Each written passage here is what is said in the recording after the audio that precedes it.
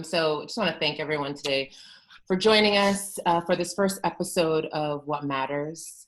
We created What Matters to be a salve and a safe place for us, an opportunity to tell our stories, to amplify our voices, and to imagine and create solutions to transform our communities.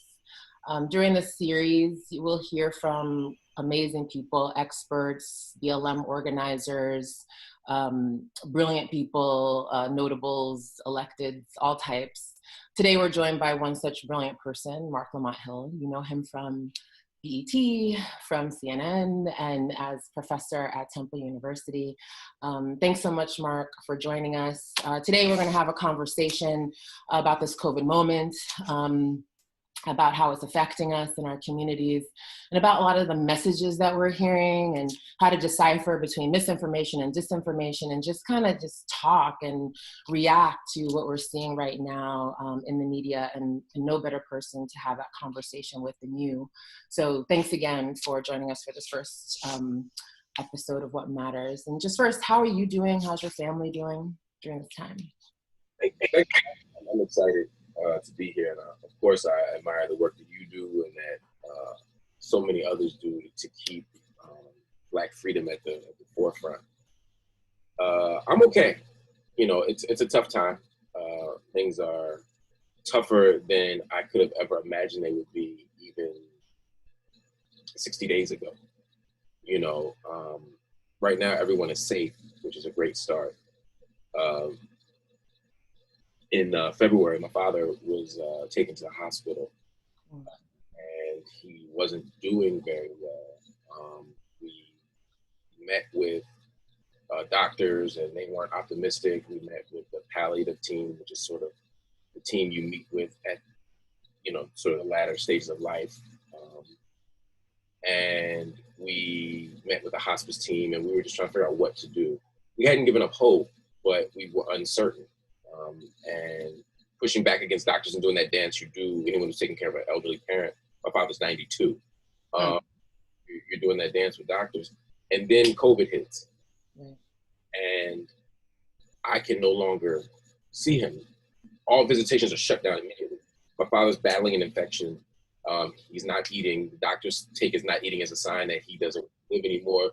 We don't necessarily agree. I'm going to the hospital. My brothers are going to the hospital every day to feed him, to get him, until he gets up and strong again. And then suddenly, that week, suddenly we can't visit anymore. We can't see him anymore. And now we have to hope that he's getting the proper care. We have to hope that people are going to make him eat that extra meal that he wasn't inclined to eat. We're hoping all these things happen. It's hard to get into doctors. It's hard to talk to nurses, the whole nine. Yeah. Then we get a call with later saying, oh, well, he's discharged. And he's in the nursing home. And so we see him almost every day. One of us sees him every day. But the nursing home is now shut down. On the one hand, is okay, because you don't want people to come in and make the nursing homes sick. We've seen what happens when nursing homes get COVID, right? It spreads. It's very dangerous. And we die that way. Well, on the other hand, now, here I am now, almost week 7 of not seeing him, and we're all like hoping, one, that hoping he survives the initial illness, hoping he doesn't get COVID, which would be a death sentence for so many people these days. Right. And hoping that we haven't seen him for the last time, because we can't get in, and there's no end in sight. So dealing with that in the midst of everything else has been a challenge for me and the rest of my family, no doubt about it. Yeah. But I compare that to what I've seen, with other friends. My best friend lost his grandfather. His father just got off a ventilator yesterday. I'm watching people lose 2 and 3 generations of family members. I'm watching people not be able to. So against the backdrop of that, I say I'm doing as well as I can be. Right. Yeah. I'm really upset for those out there who are doing much worse, and with fewer resources to manage that. Yeah. Thank you for sharing your story and I'm so sorry to hear what's going on in your family. As you said, it's happening with so many of us. We're struggling out here. We hear about how this virus is affecting Black people disproportionately. Well, we heard about it, for a minute. And then we hear other things. So part of, what is confusing for many of us is the different information that we're hearing, information that's correct, that's incorrect. When we're struggling, we're looking for resources. We want to tell our story. We need people to understand what's happening in our communities, to ourselves, to our families, and our lives. And we're faced with a lot of information that's either not relevant or damaging in many ways. And I wanted to get your take on, we're seeing a lot of stuff right now in the media about these protests that are going on, these, anti-quarantine folks that are out there with the signs and the arms. And I just wanted to get your take on that. Like, how damaging is that for us to be seeing? Yeah, I think there's two streams here. There's, of course, misinformation and bad information, right? Which is incredibly dangerous. And we just don't know a lot about COVID-19. Right. And that's from the top down, whatever the top is, the White House, whomever, right? We just don't know a lot. And so some of it is information that we think is true that simply is not true. Right. And the World Health Organization just last week said that, it has not been proven that having COVID-19 means that you won't get it again. Doesn't mean you will, but they're saying we're just assuming that you won't based on how the flu operates. But maybe it doesn't operate the way the flu operates. Could it be something like chickenpox that you get once, you don't get again? Could it be something like herpes that you get and it may not always show up, but it's always there and there's, and it can still be passed on? Is it something like that? Is it something that you get rid of? Is it you put antibodies to? And is it like more like the flu? Is it more like, we don't know. Right. And part of the problem is in this 24-hour cable news cycle where it's more important to say it first than to say it correctly. Yep, you said it. That's a very dangerous thing. And so everybody's rushing out to get information out. And so that's dangerous. And people just start saying things that aren't necessarily true.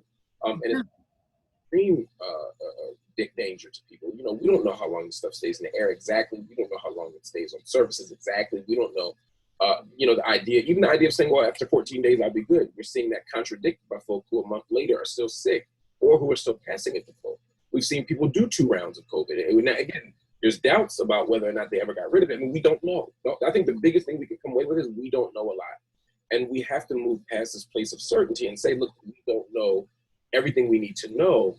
And because we don't know everything we need to know, we can't continue to make public policy right from a long term that's based on that. For example, this idea of herd immunity, the idea that, once we all get it, we'll be fine. Because once we all get it, we'll all be immune to it, or only small numbers of people will die from it or be seriously affected by it. It'll be like the flu. But herd immunity, again, is contingent on the fact that once we get it, we'll be okay. Yeah. So what is herd immunity? What's herd immunity? Describe that. Was that if people said, well, ultimately this won't go away. It's not like SARS and then it kind of just disappeared. Right. But that the way for people to get, what it means is that for us as a community, if the bulk of us get it, are affected by it at some point, then that's the only way we'll get over it. Because then we'll have until there's a something to cure it, right?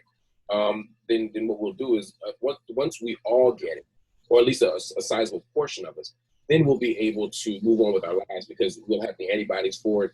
We won't be constantly passing. We won't be in a state of crisis. The hospitals won't be overrun because most people will have already had it or experienced it. And then by the time we come up with, a shot for it or something to prevent people from getting it, which at least 11 months away from, could be 16 months according to science. Yeah, that's what they're saying. And it's scary, though, to think about herd immunity and going down that road in the Black community in particular, because it affects us differently. So if we get this disease, many of us have underlying conditions that stem from health inequalities that have plagued us for decades upon decades. And so as a result, many of us don't have health care to be able to run into our doctor's office and feel, like we're being treated for whatever symptoms that we're experiencing. So it's hard to imagine a world in which herd immunity is the solution, because it's essentially putting us at risk. We live in multi-generational homes where our grandparents live with us and are around the kids. I mean, it's just, It's frightening to imagine us and our communities focusing on that as a solution. Right. I mean, any analysis we have of the situation, any solution we come up with has to take seriously issues of power. and relationships of power.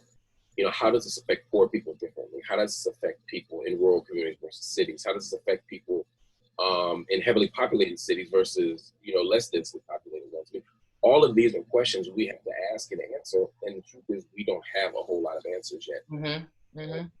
Because of that, again, I think we need to pause and not immediately rush to get things, quote unquote, back to normal, which is the phrase. The problem is, if our end goal of normalcy is really just to revive capitalism, it's just to make sure that the rich stay rich and the wealthy stay wealthier. If it's really just to get an exploitative economy kickstarted again, then people become disposable. Whenever you're talking about capitalism, you're talking about a system by which the vulnerable artists, right? Some people are rendered, as I wrote about, nobody. Right. And those are the, you know, they say you to make an omelet, you have to break a few eggs. Poor people become those eggs. Right. Homeless people become those eggs. Immunocompromised people of many sorts become those eggs. And so we have to reimagine that. So it's about correcting misinformation. Right. Think about very strategically placed information that is designed to not merely, that isn't merely wrongheaded. You know, we all make mistakes. But then there are also campaigns of information that are deliberately intended to distract us, to give us bad information, or to get us to advance a political agenda. Right. Yeah. And I definitely want to get into that deeply. I also want to think about what types of misinformation. So people hear that, well, this is not new. We heard about misinformation, disinformation, you know, with the impeachments, we heard about that. But people, you know, 85% of people are faced with misinformation and disinformation. We don't even know what it is or what it means. And I think about things like watching these mayors and governors who are opening up their cities that are, you know, against all scientific evidence, and they're being amplified on this national platform, and it's pirating messages to us. Or those protesters, like I said, those are pirating messages to us. Is that misinformation? Is that disinformation? Like, how do we navigate what we're seeing and really pertain it to our lives to help us to get the provisions and protections that we need to advocate for those to, you know? It's a little bit of both. I mean, you know, you're watching complete chaos at the national and often state and local levels. We've set a bar for leadership so low that, you know, Donald Trump obviously looks like he has no idea what he's doing. And then when someone shows even reasonably competent leadership, we act as if, you know, they're the next great statesman of America. You know, and because we set the bar so low, we have to raise that bar and ask different questions. Because to your point, you have people in places like Florida, Georgia, you know, talking about opening back up the state, or opening back up the city, or opening back up the region. And these are something, and they often will say things like, "I didn't know." And then they'll name something very specific about this illness that we've known for months. Right. For example, being asymptomatic and being able to carry it and being able to give, you know, these are things that you should know. This isn't new information. Right. I heard one of Trump's advisors talk about COVID-19 and say, you know, we know we're doing, we've had 18 other versions of this. And it's like, well, no, COVID-19 isn't the 19th version of COVID. It stands for coronavirus disease 2019. But the fact that you're in a policy conversation, that you're in the mix talking about this stuff, and you don't know the most basic dimensions of this disease is scary. You know, but again, everyone has their own agenda. If you're in the South and your voting base is largely comprised of people who use words like liberty and freedom in very particular ways that have nothing to do with justice, and simply have to do with the ability to do what you want to do. God, you know, who cares about everybody else? And so liberty, and it just becomes about your ability to go get a haircut or a tattoo, even if it kills your grandmother or my grandmother, more likely. Yeah. Right? Then if you're in that kind of a state, then you're just going to say, I'll open it up, right? So the governor of Georgia is saying, yeah, we're going to open the state. Beauty salons, barbershops, tattoo parlors, the least essential things. Who needs to get a tattoo right now, right? I mean, I got lots of them. But I don't need one right now. Hey, right? But then you call the governor's office of Georgia. Right. Yes, I did that. Mm-hmm. And they're like, we're closed because it's unsafe. Oh, we're closed. We don't do tours. It's not safe to be outside. Well, if it's not safe to be outside, how's it safe to go to a hairdresser? How you got me going to get my nails done, right? Mm-hmm. And so at that level, it's not just a question of bad information, although they have bad information. They're just not well informed. We're in a moment where the president simply isn't particularly intelligent. I'm not saying he's dumb, but he's not particularly intelligent, certainly not like his predecessors. And he's not particularly curious. Right. And he's not particularly open to listening to other people. That's always a problem, but when you're dealing with a global health crisis, it's particularly dangerous. And so he's saying things like, well, I can do what I want.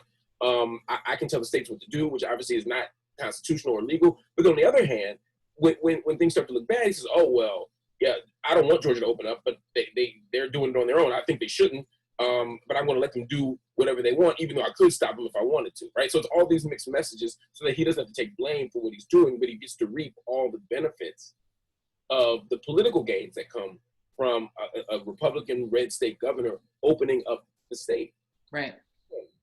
Yeah, it's very difficult for us to see all of these different messages and to navigate what's real and what isn't, and to see, when I see the protesters, it makes me feel like it's like everybody, it's anybody who voted for Trump, when in fact it's a handful of people, it's militants, it's white supremacists, it's anti-vaxxers, it's people who are fringe, you know, that's what we're seeing. We're seeing all that trumped up, and no pun intended, and it's really being this, and it's confusing. It's just like, how am I supposed to feel? And it's very difficult. And we also hear about, you know, folks on social media, and they're literally seeing ads and trolls and international agents creating advertisements and messaging that are just straight lies. Yeah. They're just untrue. And, you know, like Black people couldn't get COVID. Like that was a thing. People said this. Right, and it's like, you know, when our social platforms are, when watch groups and advocacy groups flag these things, and when our social platforms don't correct what these mistakes or these lies that are being told to us, you know, after fact checking, when that doesn't happen, and we walk around carrying these mixed messages or wrong messages, what do we do? You know, how do we navigate that? Where do we go?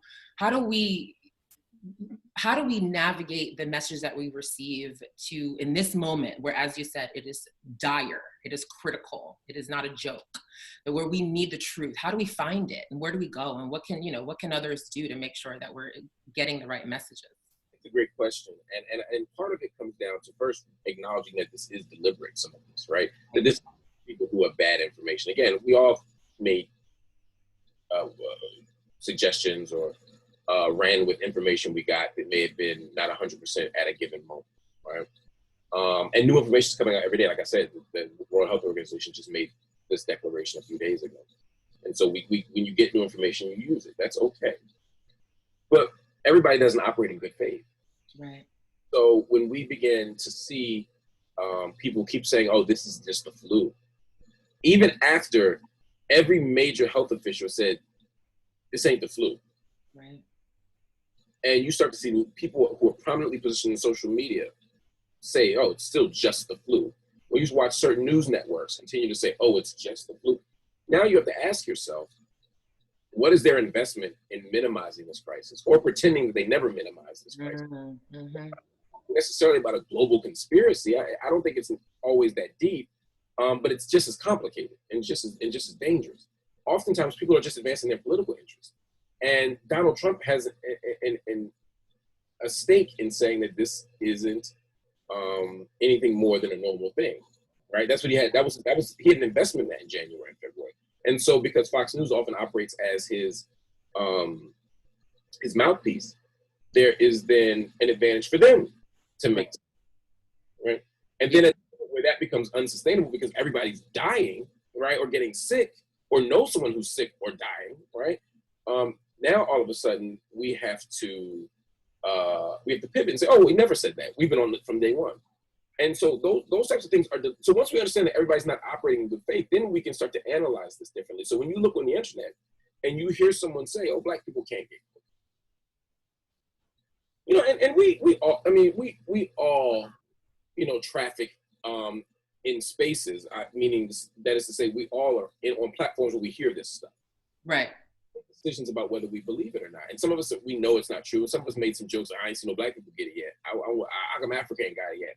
You know, I sort of made a joke like that at first, and I feel bad about it because I was like, obviously I was joking, but I see how that can be dangerous, right? And so those types of campaigns aren't just a random person talking shit, right? This is sometimes the people who deliberately want black people to think they don't get it. If there are people having white nationalist marches, if there are people who on this very day are leading marches against gay people, against black people, against Jewish people, against women, against trans folk, like if that's the case, then we can't assume that there's also not an internet campaign to match the street campaign, you know, that is intended to turn resources away or turn the people themselves away from those resources. And so we have to be mindful of that. What does that mean? It means that we have to use our voices, those of us who are platformed and have prominent positions, whether it's on TV, whether it's in podcasts, whether it's in social media, we have to use it. Some people say, why are all these celebrities coming out and saying they got COVID? Are they just trying to get attention? I would say no. I actually appreciate it. And then again, that's not to say there's not a cynical read to this and that some people did want attention. But I appreciate it when people stood up and said they had COVID. When Idris Elba, you know, who is a marker of health and masculinity and virility and desire, people love them some Idris Elba, right? We do. Right. and I be hating, but you know, but like when seriously, when he says he has coronavirus, now black people are like, oh shit. Right. That is a great point. You know, that image of that man who you think is impervious to anything, if he can get it. Right. So now it's normalized, right? So you don't have to be just old. You don't have to be an infant. You don't have to be in bad shape. And you don't have to be non-black or a person of color, right? You can get it. So even that, and so you got him doing, you got a couple other folk doing it, right? Right. You know, when we see those stories, right? When I hear that Scarface is still fighting, you know what I mean? That matters, you know? And so here in Philadelphia, a prominent pastor, Alan Waller, who pastors a mega church, he does a lot of work in the community, modeled getting tested for his congregation. Wow, that's amazing. And it turns out he tested positive. He doesn't have any symptoms, but he tested positive. Again, that mattered, right? One, you need to do it. Let people know that that you can be asymptomatic and still get it. That's not some myth, because people are trying to make it sound like it's some myth. Right. All these things matter. So modeling, also pushing back against bad information with good information. Right. And that's super important. So when I'm on social media, I make sure to keep posting and retweeting that WHO article, that World Health Organization article, because I don't want people to just assume that because they've had it that they'll be okay. Right. Or that because they know someone who's had it, they can just go over there and hang with them. We don't know. I'm just saying we don't know, and it's okay. And we have to establish what we know and what we don't know. Disputing, because lately I've been disputing and pushing back against certain public figures or quasi-public figures who are attempting to, you know, advance, again, this flu argument, or it's no big deal, let's get the economy started, you know, a chance of dying in a car accident or a fire, all this dumb stuff that doesn't make any sense. I push back against that because people put a trust in us as leaders, and we have to push back against bad information or else we're complicit. Right. You know, and then it's okay to just say, I don't know. You know, to wait until you have something to say it. You know, I'm not a doctor. I'm not an epidemiologist. I'm not a scientist. I don't do this for a living. And so any information, all I can do as a researcher is get the best information that we have access to and distribute it to the people who need it the most. And if we do that, we can get somewhere. Just to pivot a little bit, because I think you raised something else that I think is important that I'm so glad you brought up, which is the structural stuff. Right. You know, we got to have a conversation and engage in thoughtful action with regard to the structural stuff, because even when you get past the information question, there's still this question of how do we end up in this circumstance, and how most vulnerable people once again end up in the most vulnerable circumstances, because we keep talking about Corona, as America loves to do, in this race-neutral, colorblind, absent class analysis fashion. And so we say things like, this is the great equalizer. No, it's not. HIV/AIDS wasn't the great equalizer. 9/11 wasn't the great equalizer. None of these things are the great equalizer. Tragedies happen to everybody. Right. But we are differently impacted, right? 9/11 was an extraordinary tragedy to everybody. But the Patriot Act had a different impact on Muslims and on Arabs and on Desi folk and on Sikh brothers and sisters. I mean, it had a different impact. Again, everyone was impacted by this awful tragedy, but there was a different impact. HIV affects everybody. But every piece of evidence and data shows that urban areas, black men in particular in certain areas had a higher infection rate. Urban areas had a higher infection rate than rural areas at one point. I mean, there are all these kinds of subgroups that we have to look at and say, wait a minute. And when we look at Corona, yes, we all can get it on the same subway, but who has access to the resources? Who has access? I mean, even the idea of quarantining that's a rich idea. Self-isolate. Yeah, it is. I mean, I'm lucky enough to self-isolate. I was in I live in Brooklyn and Philly. And I was in my place in Brooklyn, you know, writing and trying to do some stuff, some real privileged stuff to be able to do. And I saw how crazy Brooklyn was. And I was like, yo, I'm getting out of Brooklyn. I jumped on the train to Philly and came to my house in Philly and ain't been back to Brooklyn since. That's a privilege. Yeah. I can fill up my refrigerator and not have to go outside except minimum, right? Yeah. Classes online as a professor at Temple University. That's a privilege. And it's important in this moment to take a minute to peel the onion. So we hear these things like, you know, all the things that you just named. Black folks were at higher incidence of HIV. Black folks are getting COVID at disproportionately high numbers, at 2 and 3 times our population share because of underlying conditions. And we talk about, you know, obesity and cardiovascular disease and all these things that we blame ourselves for. But what's important in this moment is to peel the onion and to understand why those things are happening in our communities, where that thread started, what was the catalyst of the reason why we are impacted the way we are impacted today, because that hasn't changed. And if we go back to business as usual, like you said, if we go back to business as usual, we will have the same outcome. This will happen again. This is not a surprise that a pandemic would impact our community the most. That is not a surprise because of what we have known and have fought for decades. This is just showcasing that, amplifying that, exacerbating that. So we can't just listen to it and just blame ourselves and figure, oh, well, maybe if we just, you know, maybe if my sugar, maybe if I don't eat drink that tea, it's real sweet. Like, it's not as simple as that. We need to peel the onion. Oh, it's never that simple, you know. Right.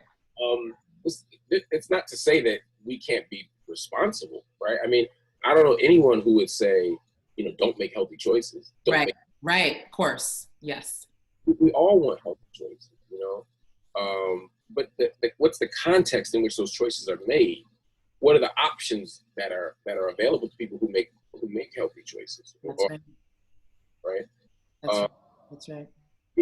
That's always the question. Kiese Lamont, in his book Heavy, talks about good love, healthy choices, and second chances. Right. You need all three. Right. Well, right? Because good love is not just at the individual level in terms of the romantic or the sexual or the erotic, but also in terms of self-love, but also in terms of love in terms of justice, love from the state, right? Folks say justice is what love looks like in public, right? So that kind of love I'm talking about, right? If you don't have access to fairness and justice, then it's very hard to be successful, right? Healthy choices, right? Everybody should make a healthy choice, but it's much easier for me to get food if I live near a resource for food, right? If I don't live in a food insecure space, right? So you talk about my pre-existing condition. Well, I have a pre-existing condition because I live in a food desert. Mm-hmm. And I have a living wage, and I just don't have the resources to make these choices. But I can still make better choices. Again, it doesn't mean this isn't a narrative that somehow poor people and economically vulnerable people are just, they have to give up. It's a fait accompli, and they have no agency. No one's making that claim. Of course, you can always make a better choice, but with information, it comes with political education, that comes with resources, it comes with an ethic of care from the state and from each other. No doubt about that. And then second chances, right? We all fuck up, right? We all make the bad choice. We all eat the wrong thing. We all do something illegal. We all do something wrong. The question is, do we have a safety net? Yeah. And unfortunately, for poor people, we don't have the safety net So let's shift that framework to this question of corona, right? The first thing is when you talk about, again, this good love framework, not just talking about good love at the level of the personal, but at the level of institutions, right? Go to the hospital, we don't get the same response, right? It's harder for us to get access to prevent.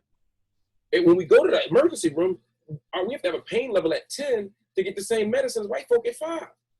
Black women consistently don't get access to pain meds, to antidepressants, to all these things, because this idea, which is, again, informed by histories of white supremacy and institutional racism, that Black women can just handle more. Oh, yes, I've heard that at the doctor's office. Oh, you're okay. You've dealt with it already. Yeah. Exactly. You know better than anybody. So in that context, it's hard to deal with pre-existing conditions, right? But also, you know, what about obesity? What about high blood pressure? What about all these things? Again, where is the conversation about access to healthy food? Where is the conversation about community gardens, about subsidies, right? About rent control, the housing question. Because if housing continues to escalate, then I won't have access. And again, my place in Brooklyn has plenty of healthy food options. But, you know, I live in Fort Greene. In Fort Greene, the housing prices in Fort Greene have gone up 10 times over the last 20 years, probably more than that.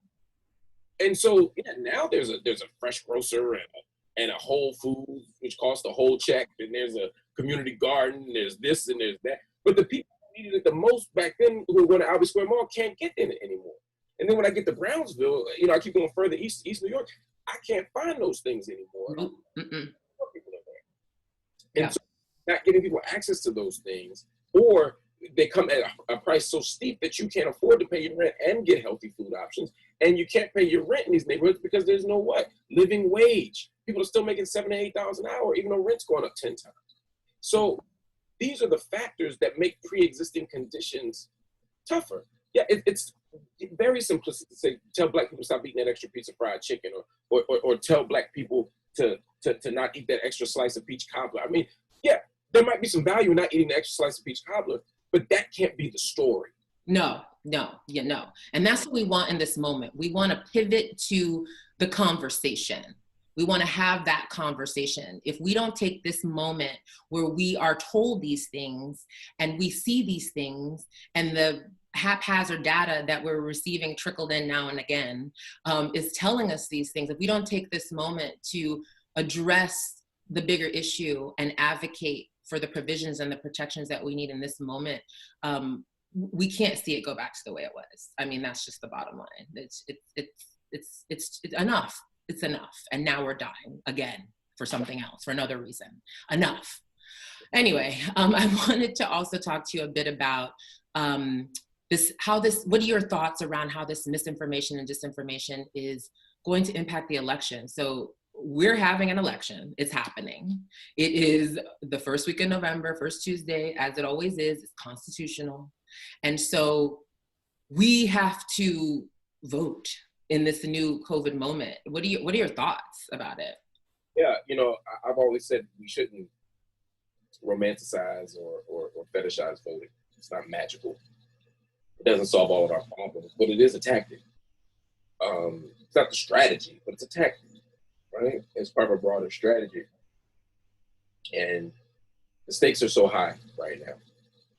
And we cannot afford to sit out an election, right? We never can afford to sit out an election. Right. So we have to make different strategic choices in each election on what we want to do. But using our voice at this moment is so critical. One of the things, and take the White House off the table just for a moment, not because it doesn't matter, but because it's not the only thing that matters. Right here in the city, in my city, Philadelphia, but in lots of cities, determinations are being made on whether to open up or close the city right now. And by the way, the reason I keep using that in quotes is because this idea of cities exist whether capitalism is happening or not, whether businesses are open or not. And the idea of framing it as closing the city sounds as if it's something pejorative or negative happening, and opening the city somehow, again, it appeals to this very thin, narrow, immature notion of liberty, right? I'm going to open things up. All you're doing is opening up a petri dish, right? So I don't use the language opening and closing, but the idea of what to do with the city, how to manage public works, how to manage public accommodations, how to navigate all these things are being determined by mayors. They're being determined by governors. You know, the bill passing through these bills about whether to give funding to small businesses, for example, in a state. This happens in state housing. And so if we're going to pay attention to these elections, we have to pay attention to the fact that over the last 3 decades, really 4 decades now, Republicans have masterfully taken over state housing because we don't pay attention sometimes in off-year elections. And I don't mean Black people, I just mean the electorate writ large. A lot of times we only think about the presidential elections, the Super Bowl, and so all these other years, we're letting people win city council seats and state house seats that then turn into bills and form other, you know, that in ordinances that prevent transibs from being able to access bathrooms or prevent folk from being able to get computers in their schools or prevent the public library from being open or whatever the thing might be. And at this moment, we've seen so much evidence of that in this moment, in this pandemic moment, of how states are using their power in ways that have been plotted out for decades. They didn't plan on a pandemic, but they knew that if they continued to build state power, they could control courts, they could control laws. And it's playing out right now in a way that they probably couldn't have anticipated. No one could plan on COVID-19, but what they could plan was moments where they could wield power. And then we get to the White House. Whew. Donald Trump, right, probably the worst president this nation has ever seen.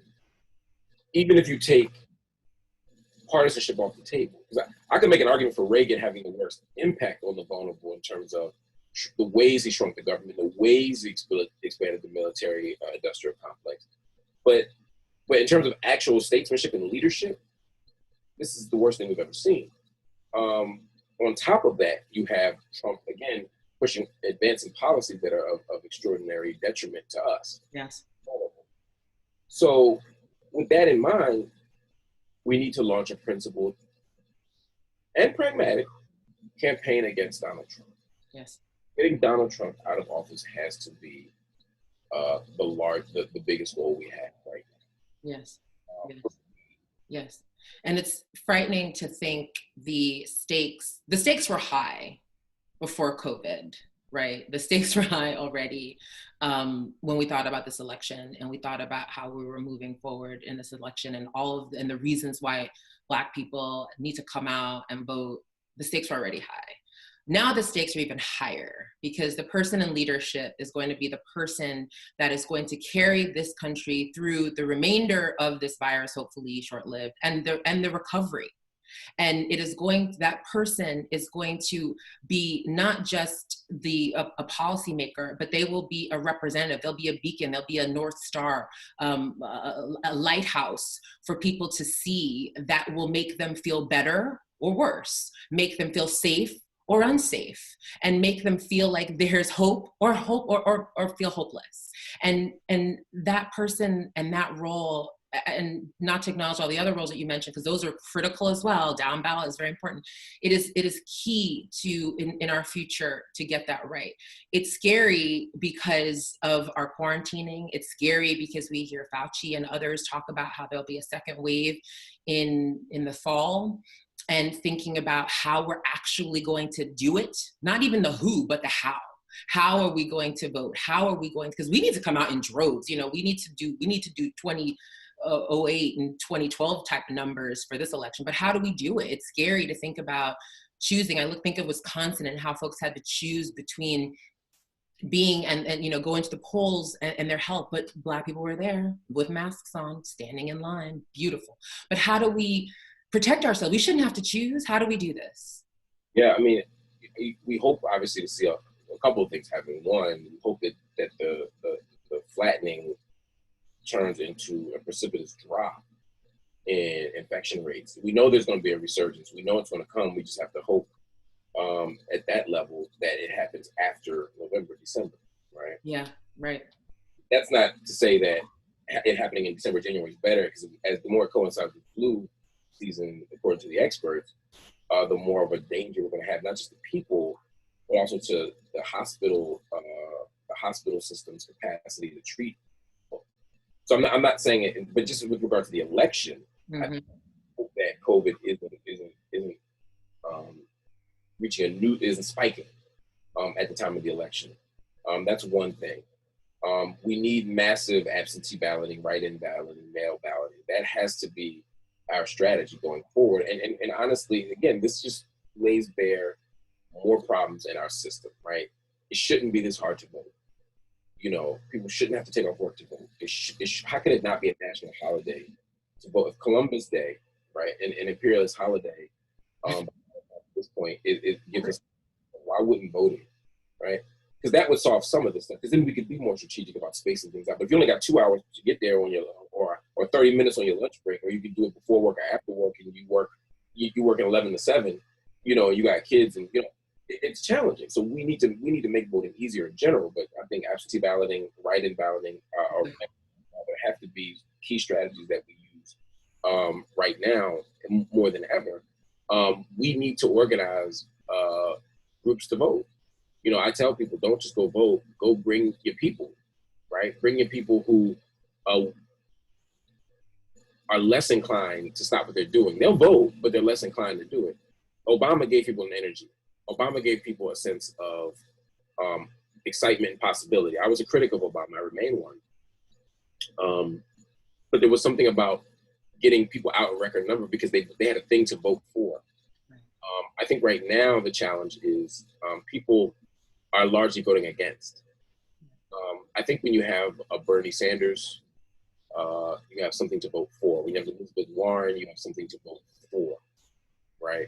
I think with Joe Biden, the voting public is less excited about his platform, and certainly progressives are not excited by his platform. At best, we're getting people out to vote against Trump, rather. And so, but that hasn't always proven successful. John Kerry, you know, was the candidate who said, hey, vote for him. You'll be voting against Bush. You'll be voting against lies about weapons of mass destruction. You'll be voting against against weapons, against the illegal invasion and occupation of Iraq. You'll be voting against really bad stuff. And that doesn't always get people out. People need something to vote for. So I think what we need to do is let people look, the house is on fire. We got to put this thing out, i.e. we got to vote against Trump. But we also have to give people an affirmative vision of what we're voting for. And that's on the Biden campaign, but that's also on all of us to say, look, we know he ain't shit, right? We know that we are always voting for two bad options. You know what I mean? But in this moment, not all moments, but in this moment, as Baldwin told us, you know, we might just be using this process as a means of buying time. Right. Yeah. Die. Yeah. You know, makes sense. I think and also to realize that when casting your vote is not the end of the story. It's not end game. You have to hold your policymakers and your electeds accountable after they're in office. Once they're in office, you have to hold them accountable for what they promise. You have to show them what is necessary. This is the way we can transform our communities. We have voices, we're important. We know what's going on. We can tell our electeds, we can make sure that folks know what is necessary in our communities and hold them accountable for it. That's key. Hold them accountable. But thank you so much, Marc. This has been an incredible conversation. Thank you. I can't thank you enough for being the first guest for What Matters. It's just been a phenomenal opportunity to talk to you, and hopefully we'll have more conversations going forward. Thanks again. My name is Kylie Scales. I'm the Managing Director of Black Lives Matter Global Network Foundation, and this was What Matters. Thanks, Marc.